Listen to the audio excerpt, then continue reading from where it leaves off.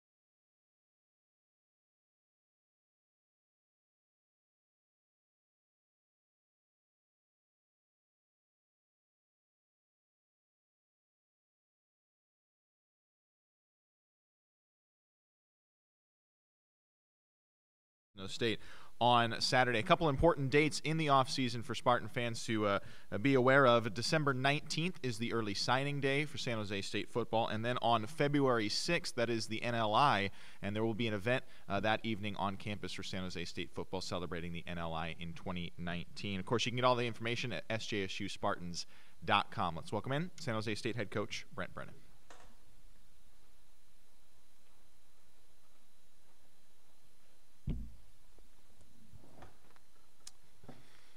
All right, hello. Thank you for coming. Really tough game at Fresno.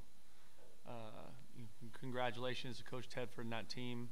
They're having a great year. Obviously, they're getting ready to play in the conference championship game. So we have a lot of respect for them. And they beat us fair and square. It was really, I thought we were playing really great defense in the first half. Just really great physicality. I thought our team was really playing hard, and then second half, we struggled a little bit, kind of moving it at times, and our defense played well. That we had a couple breakdowns that were big plays. Obviously, their quarterback's a really good player, and so is Keyshawn, and they've got good players in lots of places. But they found some big connections in the throw game, which hurt us there. And then I felt like we're in it, we're moving the ball, and then they did a good job dropping coverage down there in the red zone, and Michael threw the interception that went the other way. So I'm heartbroken for our seniors. I think those players have really given a lot. I think as we look back on the season, I feel like there's a lot of improvement compared to where we were a year ago. It's still not good enough. We need to play better. We need to coach better. We need to, take a huge jump this off season. And so it's a critical time for us as our players get ready for finals and Christmas break. But it's a really important time for us with recruiting starting as of yesterday. And, we got to get moving on building next year's team. But like I mentioned, I'm very, very thankful for this senior class and all of their effort towards, keeping our team together and keeping us practicing and keeping us on a path of improvement.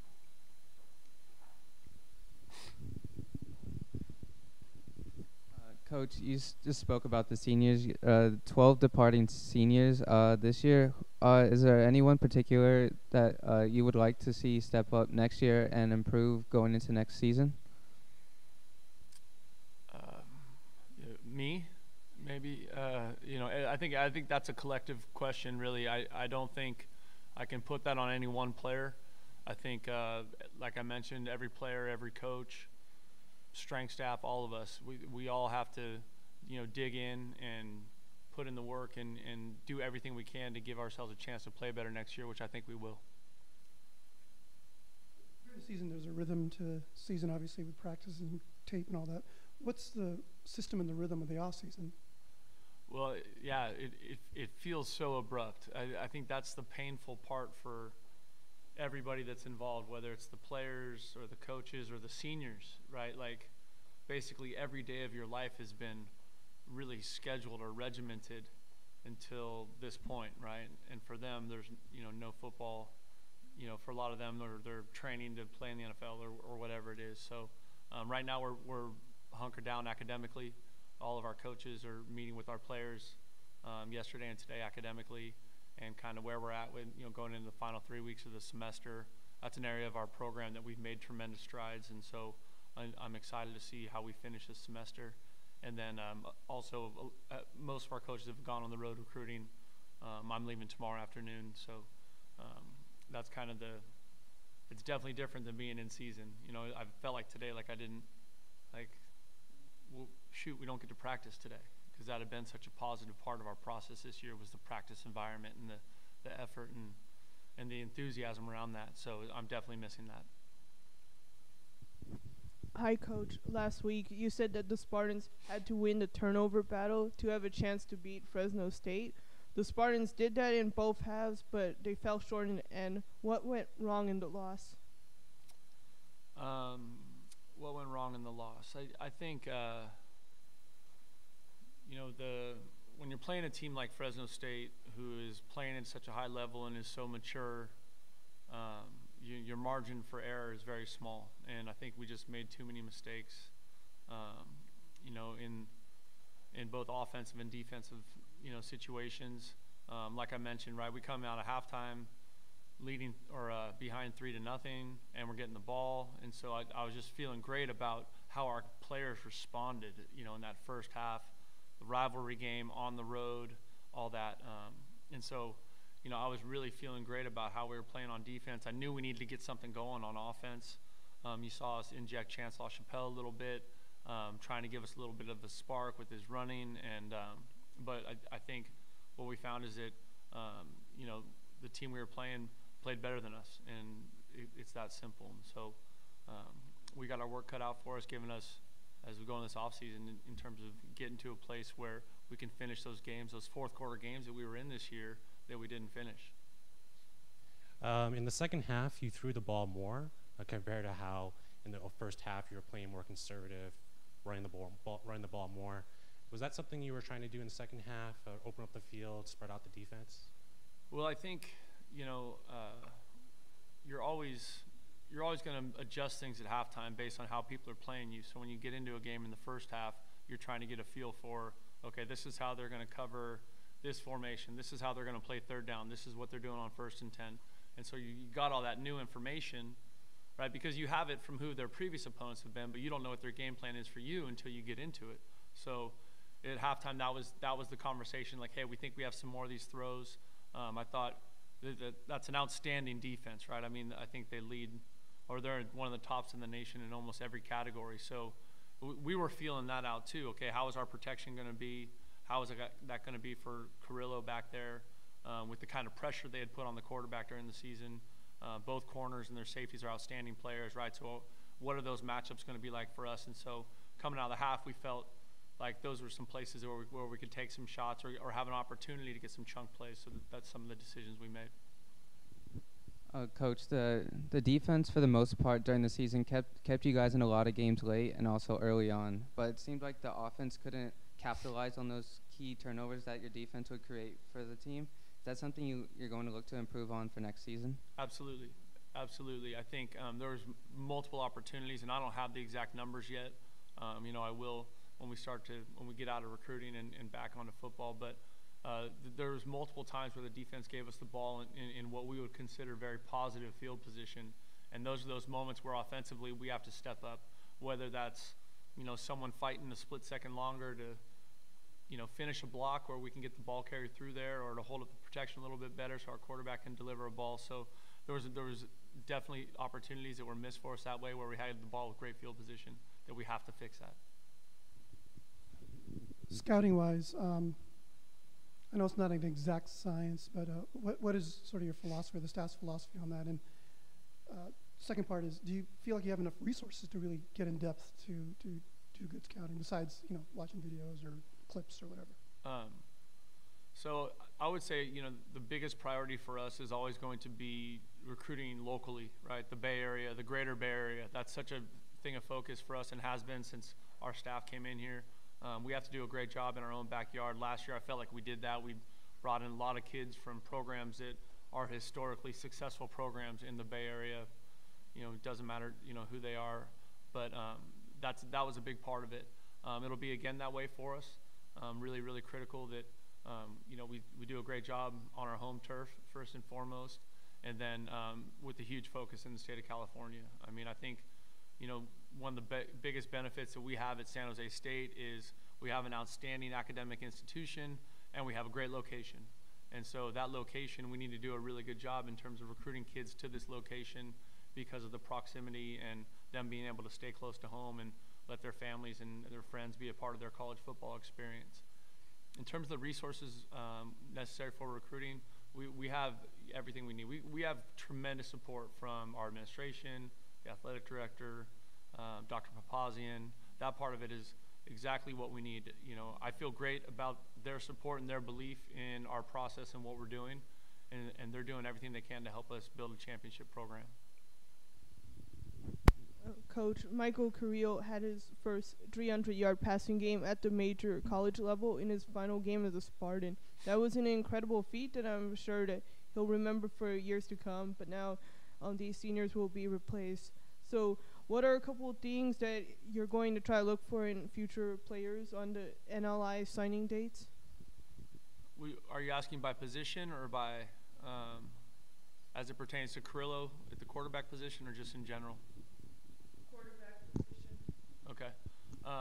Yeah, so we're going to recruit quarterbacks in this class. I think that's the good news is that we have Josh Love coming back, and he played really well at times this year. I think we all saw a lot of growth in him, and so I'm really encouraged by that. He was able to throw the ball effectively. I think he did a really nice job pushing the ball down the field with some of those big throws he completed.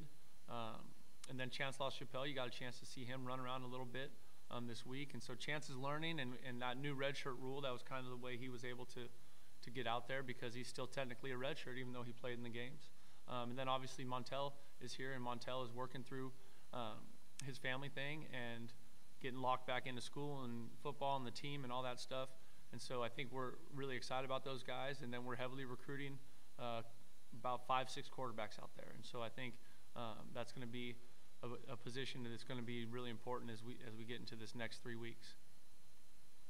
So Jesse Osuna had 2 sportsmanlike conduct penalties. Mm-hmm. It seemed like the defense was kind of losing its cool in the second half. Maybe that's because the offense wasn't moving the ball, or just the score was at what it was. Can you just talk about the defense mentality in the second half? I think I don't want our players to get unsportsmanlike penalties or personal fouls, but our defense definitely needs to play on the edge, right? It's a physical football game, and you're playing Fresno State, so it's going to be emotional. And so obviously I've talked with Jesse about that, and Jesse's an emotional player, and if you're watching the first half of that game, Jesse is playing his tail off. Physicality, tackles for loss, playing with some just great football. So, you know, I think, you know, that's one of those things where as a player, to be a really good linebacker, you got to play with a little bit of an edge. It just can't spill over into something negative that hurts your team.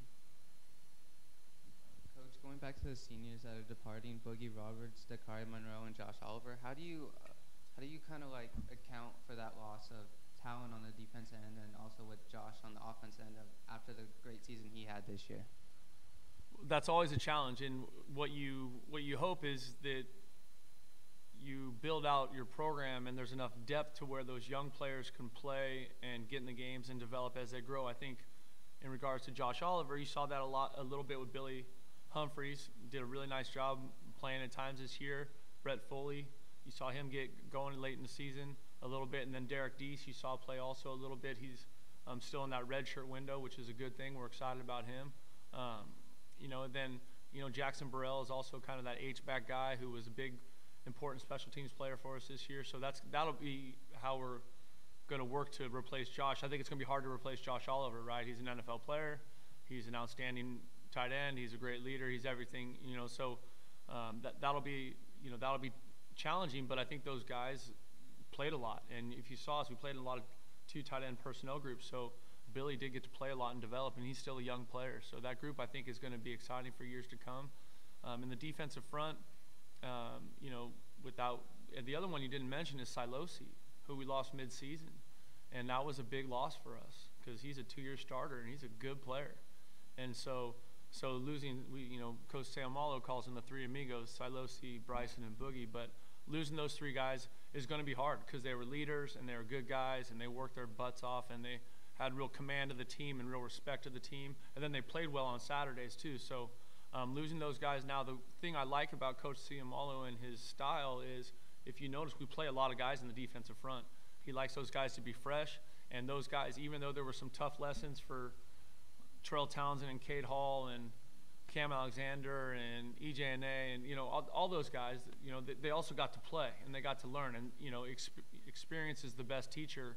It's also the most expensive. So, there were some tough lessons for them out there, but I'm encouraged by them. And then losing Dakari, to me, that's a huge one also because he was so steady and he was so consistently good in the back end. And that showed up all year, every game. And so that one will be an interesting fight coming out of spring. We got some young candidates there, and Nehemiah Shelton is a guy that got to play a little bit early. We were able to redshirt him, right? So he still has 3 years left to play, which is a really good thing for us. So it's a young player who's played in games here. He played at the junior college, and so he's got a little more experience. I think he's a guy that can step into that. And then we have some other guys coming in this recruiting class that we're really excited about. So I think that thing will get shored up a little bit as we go. But we're going to miss them all. All those guys were huge contributors and good leaders. And so I think, that's a sad part for me is saying goodbye to those guys. A lot of people will look at the record and think you need to make big changes or wholesale changes.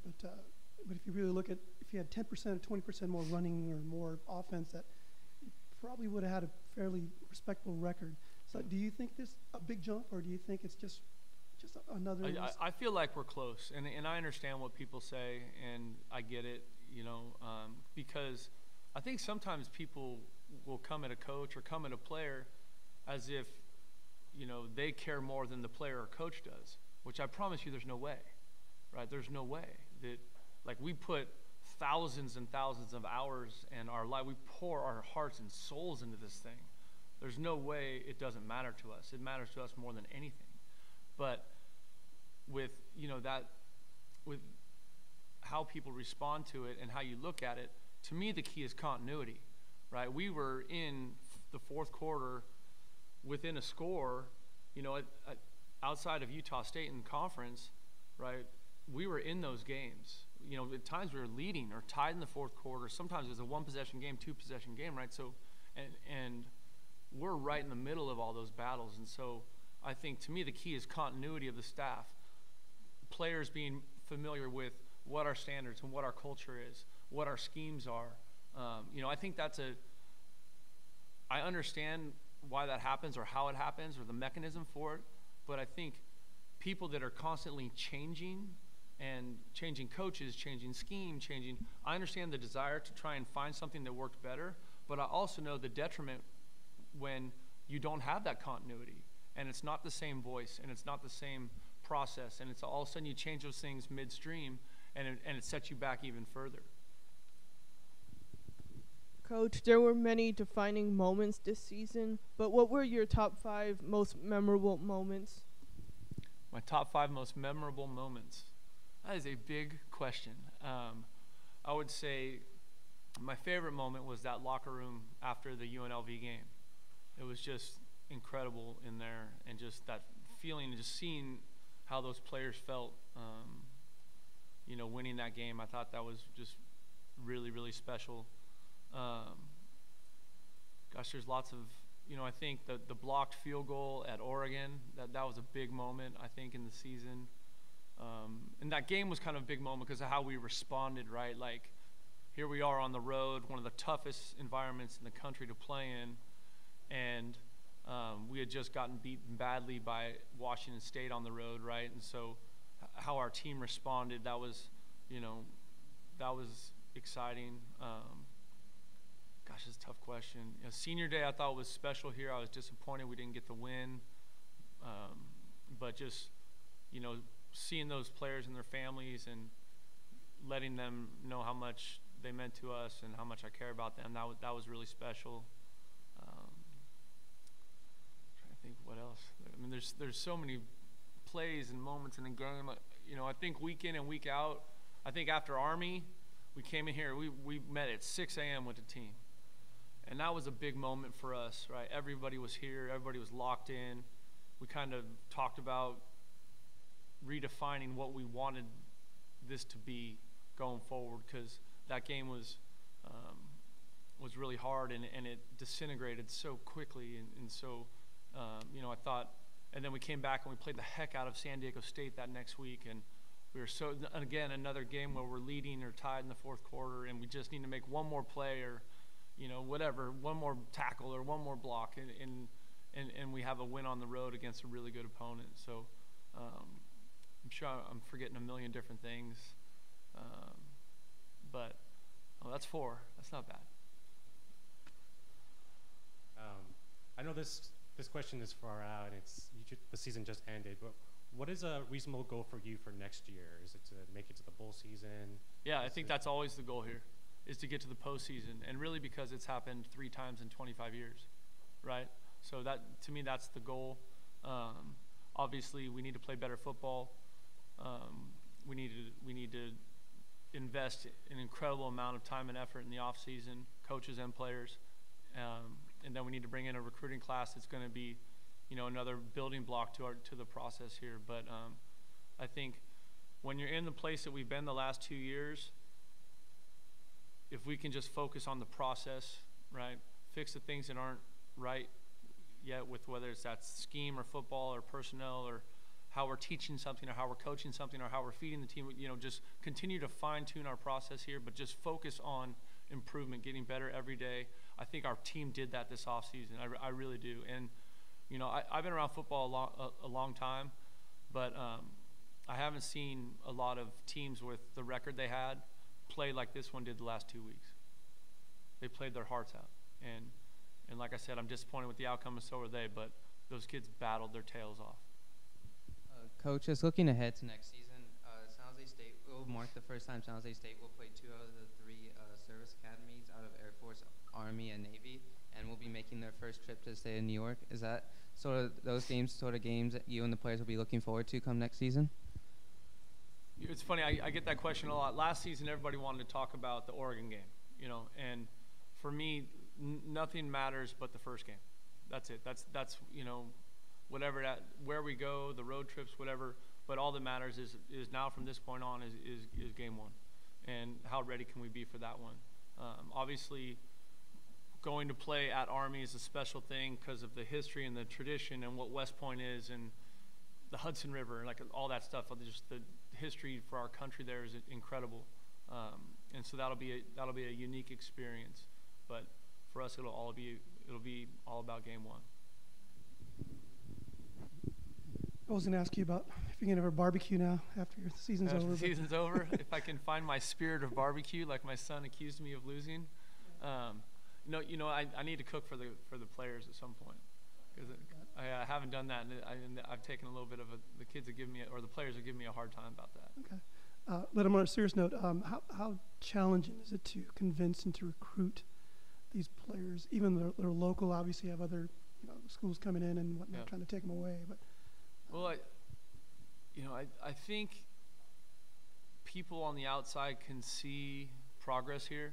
I think that's the feedback that I get really across the board from high school coaches, alums, fans. So I think like everyone's pissed off and disappointed, and I get that, and so are we. But I think everyone can see that a lot of good stuff is happening here, and that we're improving. And so we still have an incredible academic opportunity for young people to experience. And I think we have a football program that is growing and developing, and the players that are in our program are having a good experience. And so I think they're the ones that are going to be instrumental in, helping recruits see, like, no, this is a great place, and this is where we're going, and we believe in this process. And so I think that'll be the critical piece of that.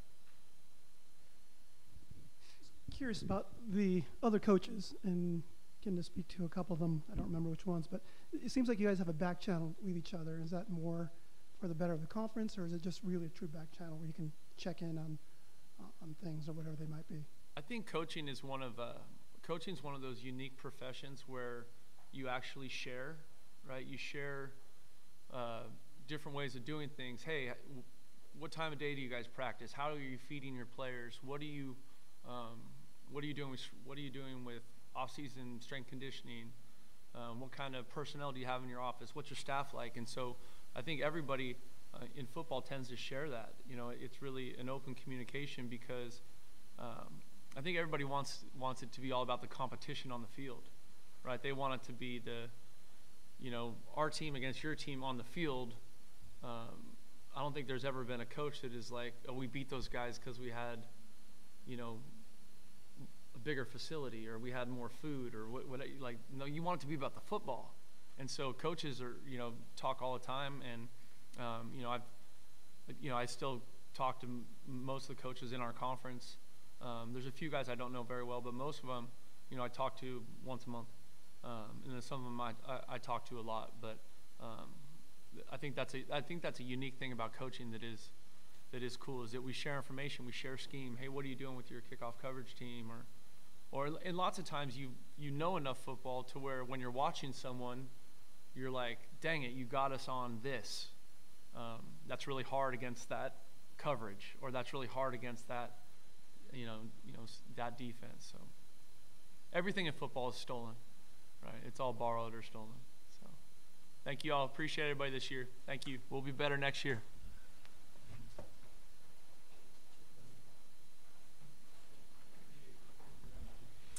All right, that does it for our regularly scheduled press conferences for the year. Of course, a lot of news and information to be had in the offseason. You can get that at sjsuspartans.com. Thanks for watching, and we'll see you next time.